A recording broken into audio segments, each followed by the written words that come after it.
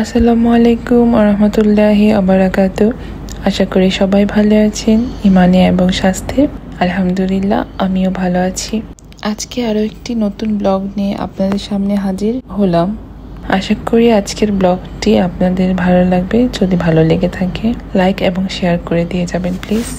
11টার দিকে এখন আমি ছাদে এসেছি আম নেওয়ার জন্য। মনে করেছি ছাদে আম পড়েছে, দেখি ছাদে একটাও আম নেই, গাছ থেকে পেরে নিতে হবে। এর মধ্যে চাচির সাথে দেখা হলো, চাচি আবার তার গাছের 2টা কাঁচামরিচ আমাকে ছুঁড়ে দিল। তো যাই হোক, এখন আমি আম নিব। এখন সবগুলো আমি উপর দিকে খুঁজে দেখি একটা ডালি আমার হাতের কাছে, ওইটাই আমি নিব। তো এই তো আমি আম নিচ্ছি একটা, কিন্তু টান দেওয়ার কারণে কয়েকটা আম ছুটে পড়ছে। এখন আমি আমগুলো খুঁজে নিয়ে চলে যাব নিচে। আমগুলো নেওয়ার কারণ হচ্ছে আজকে আমি ডালে দেব আম, আর ঢেঁড়স পাতুরি করব, ঢেঁড়সের মধ্যে আম দিব।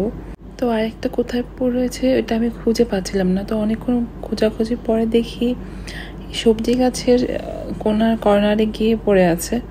তো ওইটাই আমি বের করলাম, বের করে নিচে নিয়ে গেলাম। তো আমার একটা আমের দরকার ছিল, বাট আমি 3টা আম পেয়ে গেছি। পরে আবার আরও 2টা আম দিয়ে 4টা আমের ভর্তা বানিয়েছি, আর একটা আম আমি রান্নায় কাজে লাগিয়েছি। তো এখন আমি রান্নাঘরটা একটু ক্লিন করে নিচ্ছি। রান্নাঘরটা ক্লিন করে রান্না করতে ভালো লাগে, তো পরিষ্কার পরিচ্ছন্ন জায়গায় রান্না করতেও ভালো লাগে। আর আরেকটা বড় কথা হচ্ছে পরিষ্কার পরিচ্ছন্ন ইমানের অঙ্গ। এটা একটা আল্লাহ ইমানের অঙ্গ দিয়ে দিয়েছে, তার মানে কতটা ইম্পর্টেন্ট আমাদের জন্য। তো আমি ভালো করে চুলার পাড়টা ক্লিন করে নিচ্ছি। আর আমার এটা আমি সবসময় করি, যখনই রান্না করতে নেই তার আগে আমি একটু চুলাটা ক্লিন করে নিই, তারপর রান্না করে যাওয়ার পরে আবার ক্লিন করি, তাতে রান্নাঘরটা খুবই পরিষ্কার পরিচ্ছন্ন থাকে। তো যাই হোক, আর এটা আমি একা করি না, আমার ফ্যামিলি সবাই করে। তো ভালো করে পরিষ্কার পরিচ্ছন্ন করে ফেলছি, এখন আমি রান্না বসিয়ে দেব।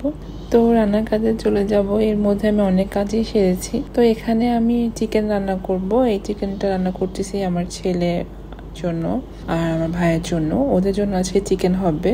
ওরা আবার মাছ খায় না, একদমই মাছ পছন্দ করে না।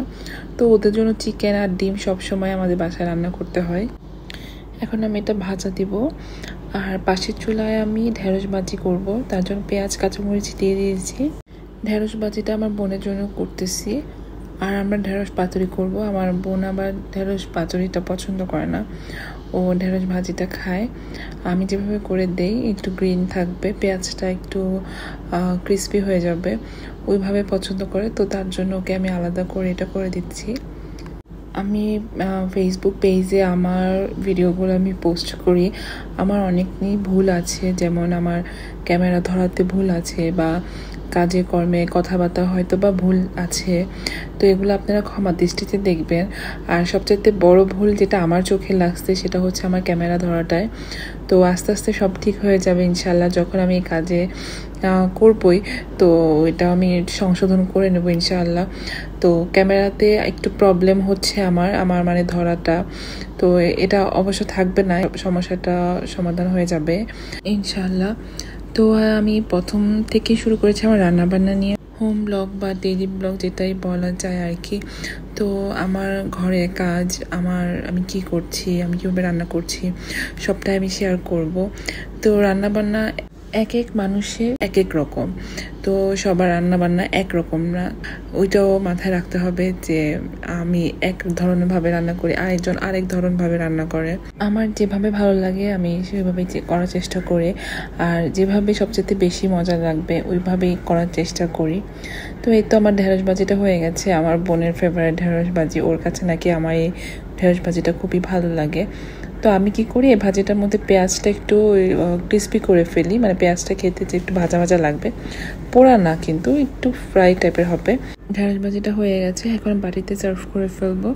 ভাজিটা খেতে আমার বোন বললো নাকি অনেক মজা হয়েছে আর একদম গ্রিন হয়েছে। এখন আমি চিকেনটা বসিয়ে দিব। তো এই প্যানটার মধ্যে চিকেন বলেন বা মাছ যেটাই রান্না করি মানে একদম সুন্দর হয়ে যায়, মানে পোড়া টোড়া লাগে না, ভালোই হয়ে যায়। তো এটার জন্য আমি আর মাছ বসাচ্ছি না, মানে আমার চিকেনটা হয়ে গেলে তারপর আমি এটাতে মাছ বসাবো, অন্য কোনো প্যানে আমি বসাবো না। তো এটার জন্য আমি অপেক্ষা করছি, নাহলে এটা চুলায় আমি আমাদের জন্য রুই মাছ ভুনা করব, ওইটা বসিয়ে দিতাম। তো এক এক করে সব ধরনের মশলা আমি এখানে দিয়ে দিয়েছি, মাংসের মধ্যে যা যা মশলা লাগে সবটাই দিয়ে দিয়েছি। দিয়ে আমি এখন মশলাটাকে ভালো করে ভুনা ভুনা করব। তো ভুনা ভুনা করা হয়ে গেছে, এখন আমি মাংসটা দিয়ে দিব। মাংসটা দিয়ে ভালো করে কষিয়ে অল্প একটু পানি দিয়ে বসায় রাখবো। মাংসটা আস্তে আস্তে ভুনা হতে থাকুক, এর ফাঁকে আমি ঢেঁড়স পাতুরি করব। আজকে আম দিয়ে ঢেঁড়স পাতুরি করব।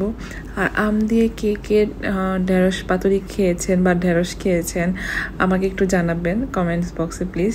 আমিও শুনবো যে কারা কারা খেয়েছেন আমার মতন। এটা কিন্তু অনেক ভালো লাগে খেতে।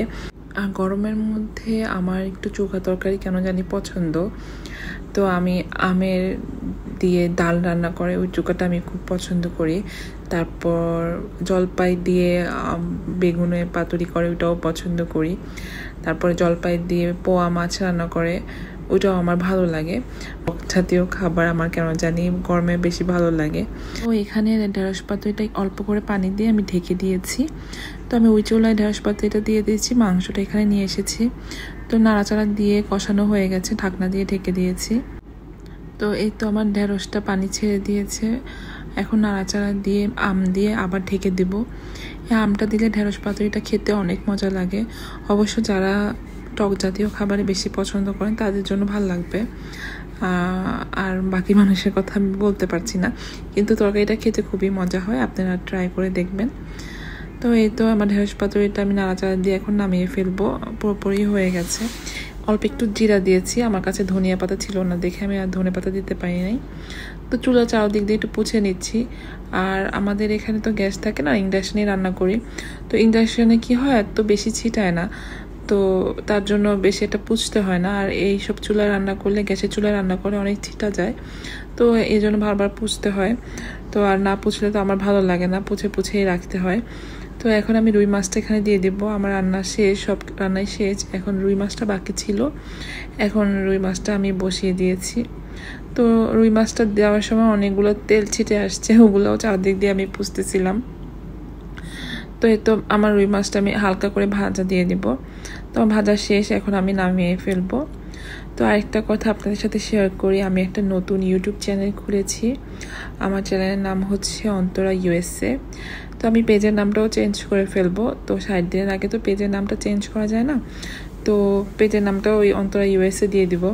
তো আশা করি সবাই আমারকে সাপোর্ট করবেন, আমার সাথে থাকবেন, আর আমার ব্লগগুলো দেখবেন, লাইক কমেন্ট শেয়ার করে দিবেন প্লিজ, যাতে আমার স্বপ্নটা আমি পূরণ করতে পারি।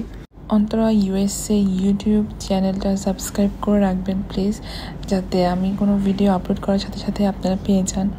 রুই মাছ ভুনাটাও হয়ে গেছে। তো ভালো থাকবেন, সুস্থ থাকবেন, আল্লাহ হাফেজ।